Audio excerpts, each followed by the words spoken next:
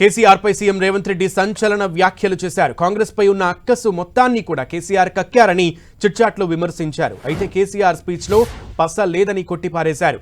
కేటీఆర్ హరీష్ లను పిల్లలు అంటున్న కేసీఆర్ వాళ్లను అసెంబ్లీకి ఎందుకు పంపారని ప్రశ్నించారు.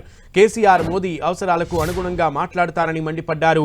మరోవైపు ఆపరేషన్ కగార్ పై జాతీయ స్థాయిలో చర్చ జరగాలని అభిప్రాయపడ్డారు.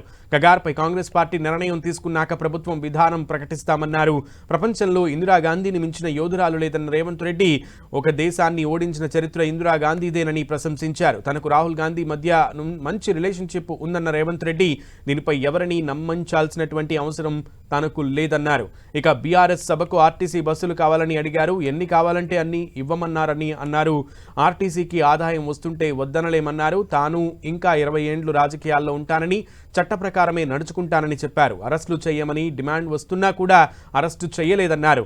ఆప్షన్ లేకనే కొంతమంది అధికారులను కొనసాగిస్తున్నామని, ఉన్న పళంగా వారిని తీసేస్తే పాత విషయాలన్నీ ఎలా తెలుస్తాయని అన్నారు ముఖ్యమంత్రి రేవంత్ రెడ్డి.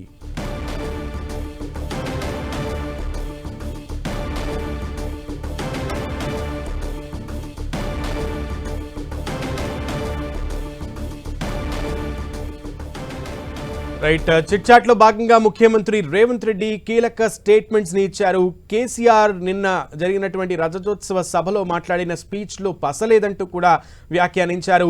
హరీష్ ని, కేటీఆర్ ని చిన్నపిల్లలు అంటున్నటువంటి కేసీఆర్ మరి అసెంబ్లీకి ఎందుకు పంపించారంటూ కూడా కేసీఆర్ హాట్ కామెంట్స్ చేశారు. ఇక ఆపరేషన్ కగార్ కి సంబంధించి కూడా కాంగ్రెస్ పార్టీ ఒక స్టాండ్ తీసుకున్న తర్వాత తన విధానం ఏంటి, అలాగే తన నిర్ణయం ఏంటి అనేది కూడా వెల్లడిస్తారని తెలిపారు ముఖ్యమంత్రి రేవంత్ రెడ్డి.